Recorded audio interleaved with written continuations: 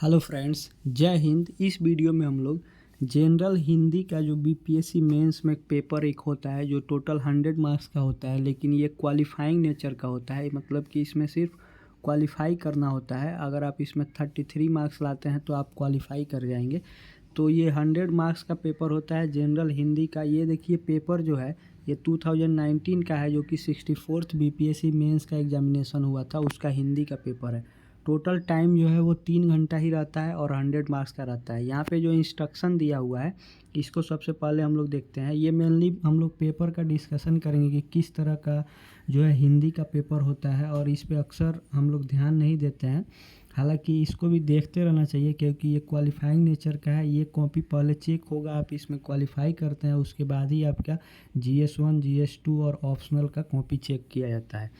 तो यहाँ पे इंस्ट्रक्शन में दिया हुआ है कि उपांत के अंक पूर्णांक के घोतक है। मतलब कि क्वेश्चन के बगल में जो दिया हुआ है यहाँ पे मार्क्स जो जो ये हो रहा है, मतलब शो कर रहा है यहाँ पे।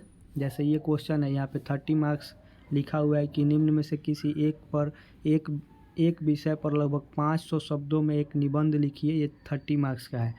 ये इंस्ट्रक्शन में पहला कहा गया है। उसके बाद कहा गया है कि सभी प्रश्नों के उत्तर दें। मतलब सभी प्रश्न आप लिख सकते हैं। परीक्षार्थी यथासंभव अपने शब्दों में ही उत्तर दे। एक प्रश्न के विभिन्न भागों के उत्तर अनिवार्य रूप से एक साथ ही लिखे जाएं तथा उनके बीच में कोई प्रश्न के उत्तर न लिखे जाए, जो कि हर क्वेश्चन में यही इंस्ट्रक्शन होता है बीपीएससी का कि अगर आप एक क्वेश्चन लिख रहे हैं तो उसको पूरा करने के बाद अगला क्वेश्चन करें।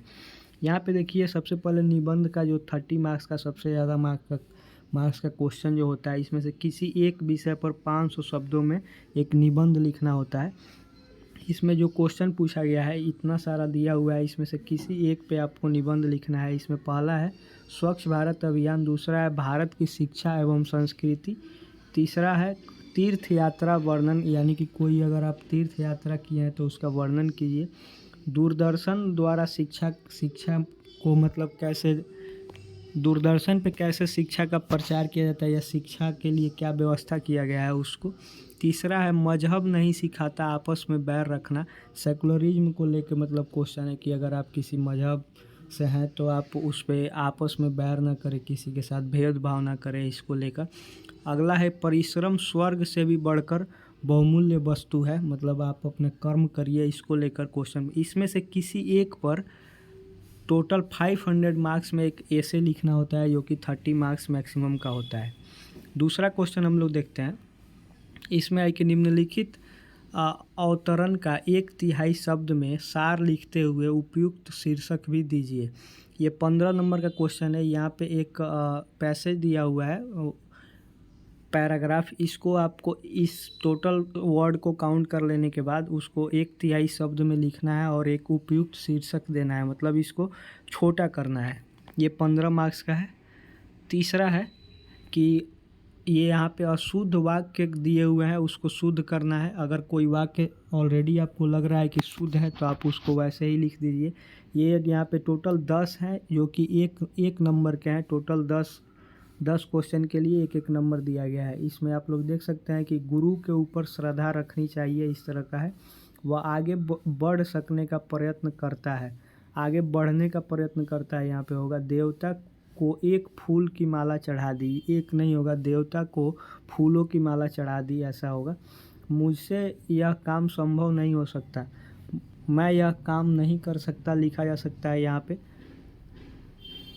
ठीक है, इस तरह से मतलब यहाँ पे आप लोग देख सकते हैं। तीसरा नंबर क्वेश्चन हो गया। अब चौथा हम लोग देखते हैं कि निम्नलिखित मुहावरे या कहावतों में से किन्हीं 5 का अर्थ बताते हुए उन्हें वाक्य में प्रयुक्त कीजिए। ये इसमें से जो इतना दिया हुआ है, लगभग 10 दिया हुआ है, इसमें से किसी 5 का अर्थ लिखना है और उसके बाद उस अर्थ के उस मुहावरे के माध्यम से एक वाक्य बनाना है। ये एक जो है वो 3 मार्क्स का है। टोटल 5 है जो कि 15 मार्क्स का है। पांचवा क्वेश्चन है, इसमें समास की परिभाषा देते हुए उनके भेदों को उदाहरण के साथ लिखिए। मतलब 100 उदाहरण के साथ कहा जा रहा है लिखने के लिए। समास की परिभाषा देते हुए और उसके जो भेद होते हैं उसको उदाहरण के साथ लिखने के लिए कहा गया है। ये 10 मार्क्स का क्वेश्चन है। 6 नंबर क्वेश्चन 6 का अ है, यानी कि 6 का ए। यहाँ पे कहा गया है कि किन्हीं 5 के दो दो पर्यायवाची शब्द लिखिए। मतलब कि इसमें से जैसे शरीर है, गंगा है, झंडा है, अग्नि है, इसमें से टोटल 10 दिए हुए हैं यहाँ पे। इसमें से किसी 5 का दो दो पर्यायवाची शब्द लिखना है। ठीक है। इसका बी नंबर क्वेश्चन है कि निम्नलिखित में से किन्हीं 5 शब्दों के विलोम शब्द लिखना है। इसमें से यहाँ पे भी टोटल 10 दिया हुआ है, इसमें से किसी 5 का आपको विलोम शब्द लिखना है। ठीक है। यहाँ पे 7वां नंबर क्वेश्चन है कि निम्नलिखित में से किन्हीं 5 वाक्यांशों के लिए एक शब्द लिखकर उन्हें वाक्यों में प्रयोग कीजिए। मतलब कि यहाँ पे जो लिखा हुआ है 10 मुखों वाला, जैसे कि रावण होता है 10 मुखों वाला, या फिर जिसमें जान ना हो अजान हो गया, ये ऐसे करके 15 दिन का समूह, 15 दिन का समूह यानी कि आधा महीना, 15 दिन का समूह आधा महीना, इस तरह से मतलब आपको एक शब्द लिखना है। इसमें से जो वाक्य दिए हुए हैं, इन वाक्यों के लिए कोई भी एक शब्द लिखना है और फिर उससे एक वाक्य बनाना है जो शक्तिहीन हो, कमज़ोर जिसको कह सकते हैं, ऊंच कुल वाला यानी कि ब्राह्मण भी कह सकते हैं इसको, या स्वर्ण कह सकते हैं। जो बात पहले बीत चुकी हो आप बीती कह सकते हैं, या इतिहास भी कह सकते हैं। दूसरों के मन को जानने वाला, अंतर्यामी, इस तरह से इसका मतलब शब्द बनाना है और फिर उससे एक शब्द में कन्वर्ट करके उससे एक वाक्य भी बनाना है। ठीक है। 8वां नंबर क्वेश्चन है कि सर्वनाम की परिभाषा लिखते हुए उसके भेदों को सद उदाहरण लिखिए। जैसा कि समास को लेकर पिछले क्वेश्चन 5 या 6 नंबर क्वेश्चन था, उसमें ये 5 नंबर का क्वेश्चन है, वो 10 नंबर का था। अगला क्वेश्चन है कि निम्नलिखित में से किन्हीं 5 शब्दों के शुद्ध रूप में लिखिए। जैसे उपरोक्त यहाँ पे लिखा हुआ है, तो इस तरह से यहाँ पे आशीर्वाद है, इसमें जो गलती है उसको सुधार के शुद्ध रूप में लिखना है। माननीय होता है, यहाँ पे माननीय ये गलत लिखा हुआ है। महत्वाकांक्षा, दुष्कर, उत्तरदायी, पृष्ठपेषण, औषधि भी गलत है। रचयिता, निष्पक्ष, इस तरह से इन शब्दों को सुधार के लिखना है किसी 5 शब्द को। तो यहाँ पे टोटल ये 9 क्वेश्चन हैं। ये 2019 का पेपर है, 64th का।